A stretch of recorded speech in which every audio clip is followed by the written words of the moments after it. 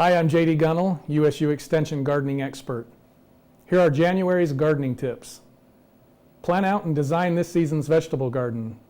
Peruse garden and seed catalogs to find new and exciting vegetable varieties to try. Who knows, they may become family favorites. Rotate vegetables from the same family, such as tomatoes, peppers, and potatoes, to another part of the garden to help reduce diseases from building up in the soil. Winter is a great time to try your hand at growing herbs or microgreens indoors to add fresh greens to your diet. This is also a good time to perform routine maintenance on lawnmowers and other small garden equipment.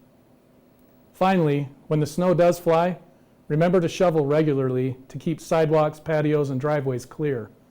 Use de-icing materials sparingly. Being salt derivatives, they can build up in the soil and can damage landscape plants. For a complete list of monthly gardening tips, visit our website at garden.usu.edu.